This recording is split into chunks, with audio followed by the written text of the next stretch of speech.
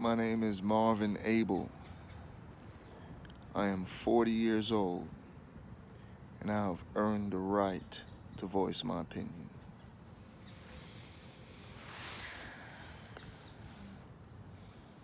All right, so what's today's topic gonna be? Let's talk about let's talk about God today. Today's topic we're gonna talk about God, the concept of God, the Creator. Now, when I talk about God, before I say that, let me say let me say a disclaimer before I get into what I'm gonna get into, because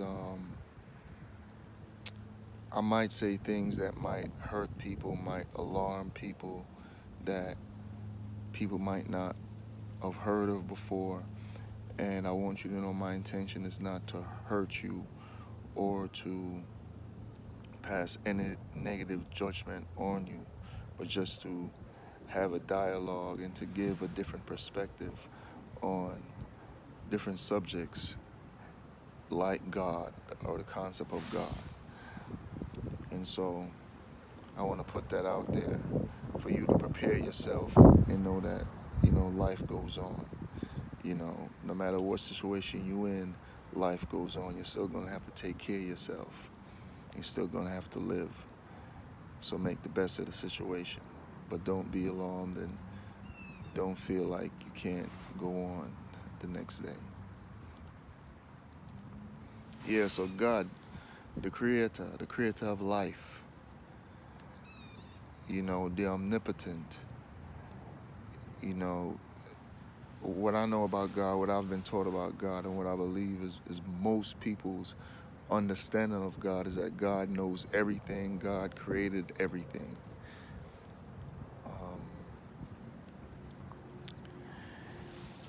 The thing is, the God that has been taught to us, when I say us, I'm saying black people in the Caribbean, black people in Brazil, black people in America, even black people in Africa. You could say for the past 400 years, and you could go on longer than that, is not the God of our ancestors, and it's not necessarily the way how we saw God. Like, for instance, we have a lot of, and I'm really just going straight to the meat of the situation and of this argument right here, because there's a lot of things that can be broken down that you can have a better understanding and see proof. But God, in how most people see God, people like, say, Christians, for example, God, they kind of wait for God to solve their problems or to solve the world's problems. Whereas in African tradition, we know that if you don't do something to change your situation, you don't put into action, nothing's going to happen. For example, Frederick Douglass,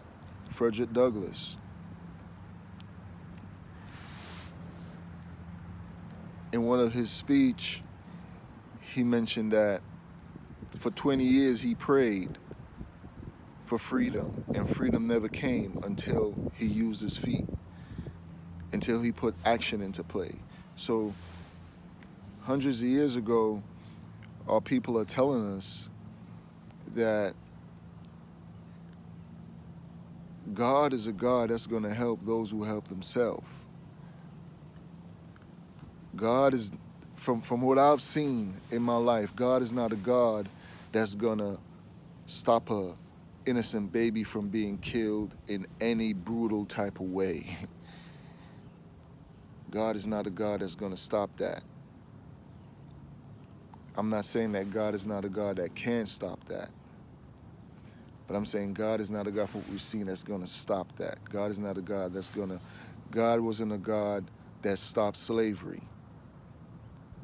And so we have to understand that as people, we're the ones that have to put the work in.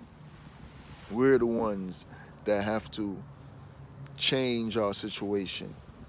We can't wait on a Jesus or a God, because Jesus or God has proven, and I'm not going to get into if they know or not get into that. I'm just going to deal with reality. And it is my understanding that they don't play a role in those things. We have to be the ones to do that, and we can do that. The Bible itself says that God blessed us with a spirit of power. So if you believe in God, the Bible says that God bless you with a spirit of power, love, and sound mind. Think about that. That's the power that you have. And together, we're even stronger. But you see, religion is one of the reasons, whether you like it or not, it's one of the biggest reasons why black people are in the situation that we're in and can't get out of it, because we have religion separating us and not allowing us to organize under one common goal. And that's what we need to do. Like Malcolm X says, we need to leave it in the closet when we come to the table. And it's time to come to the table. It's time to come to the table. And we cannot let religion stand in the way. Look at it like this.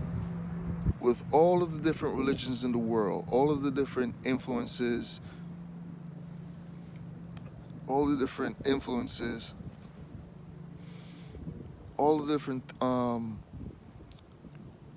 distractions out here in the world that God knows about those things. Why would God be mad at you if you don't believe? How can God be mad at you with all the things that's coming at you and what you're seeing? And so if you decide that, hey, I'm gonna try to solve the homeless situation, I'm gonna try to give justice to the people, I'm gonna try to tackle the world's problems. Why would God be mad at you for doing that? Isn't that a righteous act? And then now, why would God then come in after you do that and punish you? Why would God wait until you decide to take things into your hands to try to do something righteous, to then show up and then punish you because, well, you didn't wait for God? To me, that doesn't make any sense. And we have to start thinking. Think about the passage in the Bible that tell you, hey, there's passages in the Bible that say, basically,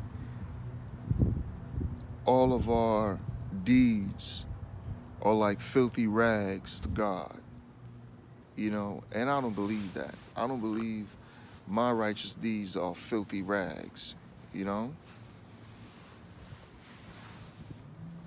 It's a lot of things. But back to God. God is going to help those who help themselves, And when you talk about God, if you want to have an understanding of God, you got to look at how people thousands of years ago viewed God, And if you're a black man, then you need to look to Africa. You need to look at God through the eyes of your people.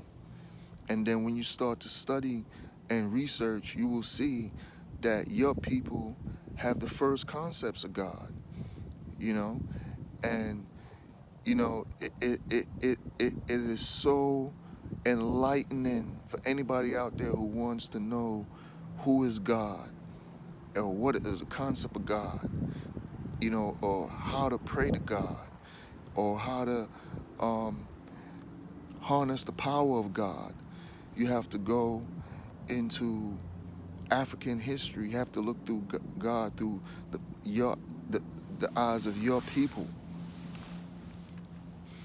Go to ancient Egypt. you know, and see their concepts of God and nature. And then you see where these words are coming from, you know. You can't just stay in the Bible. The Bible is recycled Egyptology. The Bible is African folklore. The Bible is us. And it's been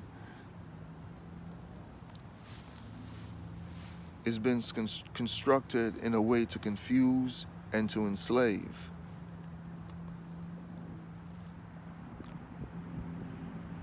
Yeah. But the Bible shouldn't be discarded. And wise men like Dr. Henry Clark, Dr. John Henry Clark, stated that themselves, that you shouldn't throw away the Bible, because he understands it's coming from us. And there is power in the Bible if you know how to read it. And if you let your spirit guide you, when you read it, your spirit's gonna tell you. You're gonna feel it. But you can't just stay in the Bible. You have to use the Bible with history and science. Yeah, just building, you know? Each one teach one. That's what this is about. Each one teach one. And it's time for people to take their destiny in their own hands. And it's time for a stand. It's time for organization. You know, it's time to put a plan and a program in action. There's enough millionaires, enough intelligent black men and women out there. Why are we not doing that? Why do you want to assimilate so much into another nation? We are a nation of ourselves, black people in America. We are a nation. You know, we're not just Americans or African Americans. We are a black nation. And whether we're going to be a nation of African Americans or just a nation of Africans in America, however, you know, I'll leave that for us to work out. But, you know, it's full time.